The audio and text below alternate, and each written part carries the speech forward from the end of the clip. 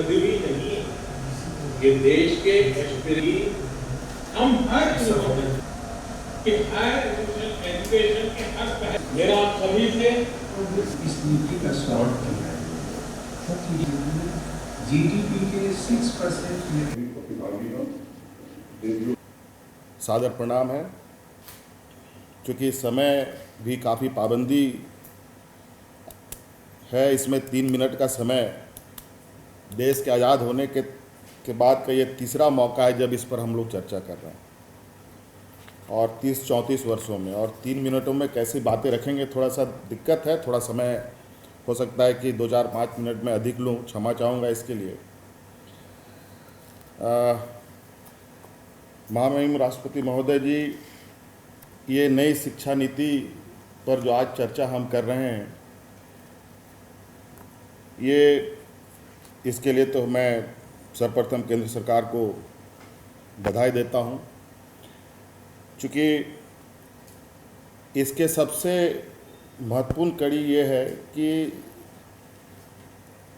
इस नीति में जो स्टेक होल्डर्स हैं वो राज्य सरकारें हैं, क्योंकि सभी चीज़ों को धरातल पर उतारने की जिम्मेवारी राज्य सरकारों को ही होनी है, उन्हीं को करना है। इसमें अगर कुछ महत्वपूर्ण बिंदुओं को छोड़ दिया जाए, अगर उसे नज़रअंदाज करते हैं, तो फिर ये बहुत बड़ा नुकसान का कारण भी भविष्य में बन सकता है। हम किसी चीज़ को अगर प्रयोग करते हैं तो प्रयोग के समय वो बहुत अच्छी चीज़ें उभर के आती हैं, लेकिन जब हम इसको रेप्लिकेट करते हैं तो ये बहुत बुरा प्रभाव भी दिखाता है। मुझे लगता है कि राज्य सरकारों के साथ, शिक्षाविदों के साथ, शिक्षकों के साथ, और काफ़ी अनुभवी व्यक्ति हैं देश के अंदर, और यहाँ तक छात्रों को भी इस नई नीति में शामिल करना चाहिए। उनसे भी विचार विमर्श करने की मुझे लगता है कि आवश्यकता होनी चाहिए। और चूँकि ये समवर्ती सूची का विषय भी है और स्टेक होल्डर भी राज्य सरकारें हैं, और पारदर्शिता और परामर्श इसमें मुझे लगता है कि अत्यंत आवश्यक है, क्योंकि सरकार, हमारे डेमोक्रेसी में सरकारें 5 साल के लिए होती हैं। 5 साल के बाद फिर नई तरीके से भी लोग सोचते हैं। तो मुझे लगता है कि ये छोटा मामला नहीं है, ये बहुत बड़ा मामला है। 30-40 सालों के लिए ये योजनाएं बन रही हैं, और इसमें बहुत सारे वर्ग इसमें आते हैं लोग। हम जानते हैं कि हमारे देश की जो बनावट है, हमारे देश का जो व्यवस्था है, और देश में जो लोगों की जो आर्थिक स्थिति है वो किस तरीके से है। इस दस्तावेज में जो चीज़ें देखी गई है या देख रहा हूँ मैं, उससे बहुत सारी ऐसी चीज़ें सामने आ रही है जहाँ पर हमको कई चीज़ें सोचने पर मजबूर करती है। क्योंकि केंद्र सरकार और राज्य सरकारों में के बीच में जो आज तक का जो शिक्षा के व्यवस्था में जो संबंध रहे हैं, उसमें खास तौर पर जो आर्थिक व्यवस्था है, जिसमें धनराशि की आवश्यकता पड़ती है, राज्य सरकार और केंद्र सरकार दोनों मिलकर वहन करती हैं।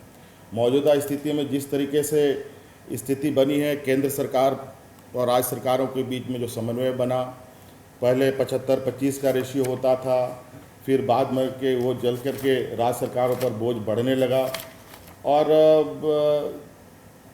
धीरे धीरे ये इस तरीके से होने लगी। लगता है कि आने वाला समय में पूरी बोझ राज्य सरकारों को ही उठानी पड़ेगी।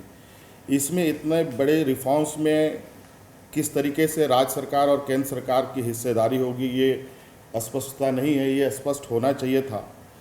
और चूँकि हमारे प्रधानमंत्री देश की मजबूती के लिए राज्य की मजबूती के सिद्धांत के पक्षधर हैं, और इस पॉलिसी में जिस तरीके से निजीकरण की भी कुछ बातें आई है, उस निजीकरण से थोड़ी सी मुझे लगता है कि हमारे जो फेडरल सिस्टम है उसमें थोड़ा सा कहीं आघात ना हो, ये भी हमें ध्यान देने की आवश्यकता होगी।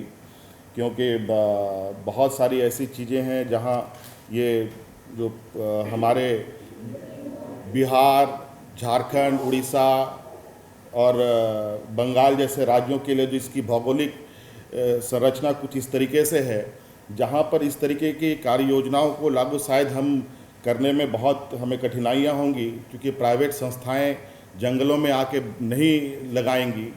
अगर किसी भी तरीके से आती भी हैं तो उस जगह पर आएंगे जहाँ लोगों की संख्या अधिक हो, घनत्व अधिक होगा।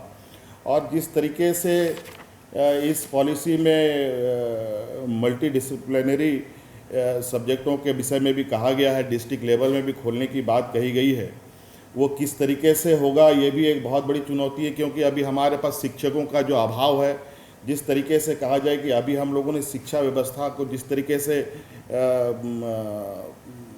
पसार रखा है, इसको अभी हम समेट भी नहीं पाए हैं। हम एक नई रास्ते की ओर जा रहे हैं। और चूँकि हम जानते हैं, जैसे कुछ आंकड़े हमारे पास हैं, लगभग देश में 14 करोड़ लोग किसान हैं, 10 करोड़ लोग जो भूमिहीन हैं, 15 करोड़ लोग जो खेतीहर मजदूर हैं, जिनके पास मजदूर तो हैं लेकिन उनके पास ज़मीनें नहीं हैं। ऐसी स्थिति है। तो इसमें बहुत बड़ा वर्ग, और इसके साथ साथ जो हमारे देश के अंदर आदिवासी, दलित, किसान, मजदूर की जो संख्या है, आदिवासी पिछड़ों की जो संख्या है लगभग 70 से 80%, वो किस तरीके से सरवाइव करेंगे इस नई नीति में, ये भी स्पष्ट इसमें नहीं है। और मुझे लगता है कि पॉलिसी जिस तरीके से, जहाँ तक मैं गलत ना हूँ, तो पहले ये पॉलिसी लगभग 400-500 पन्नों का बना था और अभी ये पॉलिसी 100 पन्नों पे आया हुआ है। और इसका जो इम्प्लीमेंटेशन का सवाल होगा, ये एक बहुत बड़ी चुनौती होगी। और इसमें कहीं ना कहीं जो चुनौती है, उस चुनौती के लिए बहुत माइक्रो लेवल में बात करने की आवश्यकता है। इस पे अच्छी बात है एक जो आप लोगों ने इस पे चिन्हित किया है, क्षेत्रीय भाषाओं को, अपनी भाषाओं को पढ़ने की बात। लेकिन ये एक बहुत बड़ा इसमें भी चुनौती है, जिसमें कुछ इस नीति में जो मैं देख रहा हूँ कि जो 8वीं अनुसूची में दर्ज जो भाषाएं हैं उनको हम आगे बढ़ावा देंगे, लेकिन जो भाषाएं और जो बोली जाती हैं जो अभी 8वीं अनुसूची पे नहीं है, शामिल हैं, उन सब के साथ क्या होगा, ये भी बहुत बड़ा चुनौती होगा। वो किस तरीके से कल बातें समायोजित की जाएंगी, ये भी मुझे लगता है कि इस विषय पर भी चर्चा होनी चाहिए। क्योंकि हम क्षेत्रीय भाषाओं को पढ़ाने के लिए ना हमारे पास सामग्री पूर्ण रूपेण है, ना हमारे पास शिक्षक हैं, और ये एक बहुत बड़ा तबका, कहीं इसमें उनके साथ अन्याय ना हो, ये भी हमें ध्यान देने की आवश्यकता है। और सर, जहाँ तक मैं जानता हूँ, देखिए 2010-11 में शिक्षा नीति को निजीकरण को लेकर के बात लाई गई थी, और मुझे लगता है कि अभी मौजूदा केंद्र सरकार भारतीय जनता पार्टी की है। उस समय आप लोगों ने इस निजीकरण का पुरजोर विरोध किया था, इसका विरोध हम लोगों ने भी किया था। इसलिए ये सिर्फ राजनीतिक कारण नहीं होना चाहिए, बल्कि हमको जन भावनाओं के प्रति जो हमारी जिम्मेवारी है उसके साथ हम आगे बढ़ें तो ज़्यादा बेहतर होगा। क्योंकि हमारे देश का जो लोगों का आय का जो स्रोत है, मुझे लगता है, जहां मैं लगभग थोड़ी बहुत आंकड़े जानने की कोशिश कर रहा हूं, 7-8 हज़ार रुपये का लोगों का आमदनी है। और जो कॉलेजेस लाखों रुपये उनके फ़ीस के हों, तो वहाँ पर हमारे आदिवासी, दलित, पिछड़ा, गरीब किसान का मजदूर कैसे पड़ेगा, ये थोड़ा कहना बड़ा मुश्किल है। और ये प्राइवेट एजेंसी झारखंड में सारंडा में कैसे खोलेंगे, हमारे बस्तर में कैसे खुलेगा, कालाहांडी उड़ीसा में कैसे खुलेगा, बंगाल के जंगल महल में कैसे खुलेगा, इन सब विषयों पर मुझे लगता है समेकित चर्चा होनी चाहिए। और हमने जो इस नीति में जो आप लोगों ने प्रावधान किए हैं, इसमें हमारे जो मौजूदा व्यवस्था है, अगर हम प्राइवेट प्लेयर्स को लाते हैं तो मुझे लगता है कि जो स्थिति हमारी हेल्थ व्यवस्था में ग्रामीण क्षेत्रों में है, जहां हमारे अच्छे शिक्षकों को प्राइवेट संस्था उठा के लेके चली जाएंगी, ग्रामीण क्षेत्रों में हमारे जो स्थिति बनेगी शिक्षा का अभी मौजूदा, और लगभग हमारे 50% से अधिक, जहां तक मैं जान रहा हूं कि देश में लोग सरकारी संस्थाओं में पढ़ते हैं, और 50% के लोग लगभग प्राइवेट में हैं। और हमारे राज्य की बात करें तो लगभग कॉलेज और स्कूल मिला करके 3-3.5 लाख बच्चे शिक्षा ग्रहण कर रहे हैं। और इस पिछड़े राज्यों के लिए हमारे लिए ये चुनौती का एक बहुत बड़ा विषय होगा। तो मैं चाहूँगा कि इसमें जो हमारा संघीय ढांचा का जो एक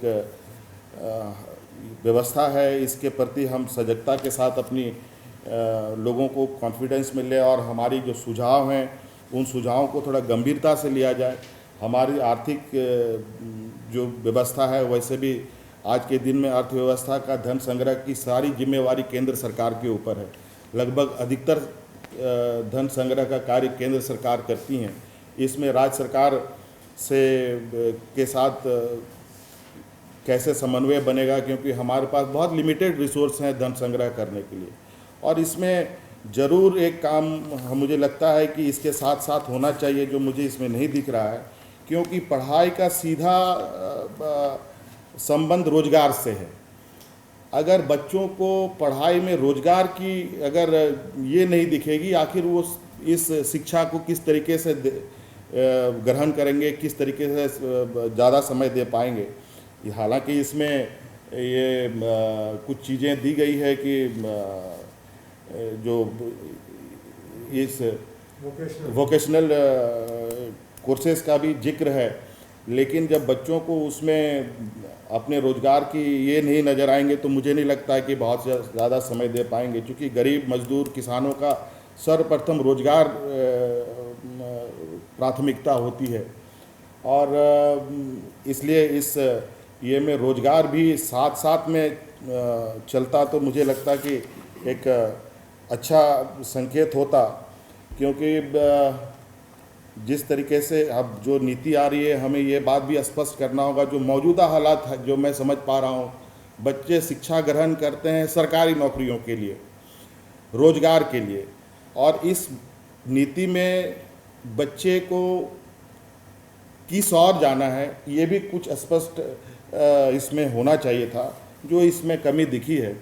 बातें बहुत है, लेकिन समय का भी मुझे लगता है कुछ देर के बाद हमारे आदरणीय निशंक साहब बोलेंगे कि समय की अभाव है, लेकिन बातें बहुत है सर। मैं आप लोगों से अनुरोध करूंगा कि इस पर एक बृहद चर्चा होनी चाहिए, और जो इम्प्लीमेंट का जो विषय है, इसके हर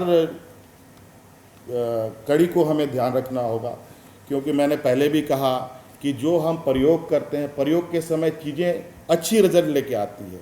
हम किसी पंचायत में, किसी ज़िले में या किसी जिले हेडक्वार्टर में कोई संस्था को स्थापित करते हैं, हो सकता है कि उसमें वो अच्छा रिजल्ट आए, लेकिन ये जैसे ही फैलने लगता है वैसे ही ये चीज़ें ध्वस्त होने लगती हैं।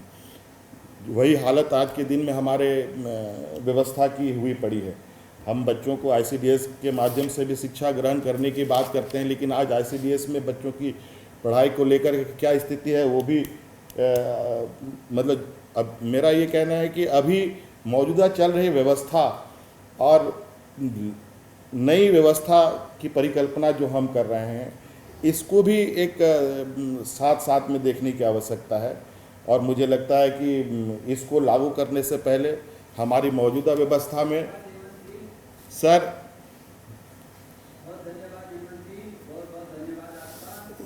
सर उसके बाद इन विषयों का समर्थन के समय विस्तृत उत्तर देने की कोशिश करूंगा, लेकिन आपने बहुत सारे न्यूज रखे हैं। मेरा ये भी अनुरोध रहेगा कि विस्तार पूर्वक किसी ईमेल भी भेज देंगे तो उसका भी हम लोग बाद में चर्चा करेंगे। तो आपके सर जरूर, लेकिन एक आपसे आग्रह होगा सर, एक छोटा सा आग्रह होगा। मेरा एक आपत्ति है सर, आज की इस कॉन्फ्रेंस में आप जहां बैठे हैं सर, वहां पर गवर्नर के कॉन्फ्रेंस का बोर्ड आप लोगों ने लगाया है। इसमें हम मंत्रियों की कितनी ये है इसमें सुनी जा रही है, ये तो मैं नहीं कह सकता, लेकिन मुझे लगता है कि इसमें भी अगर हम लोग हैं तो पूरी तरीके से हमें भी शामिल किया जाए, ये मेरा अनुरोध है।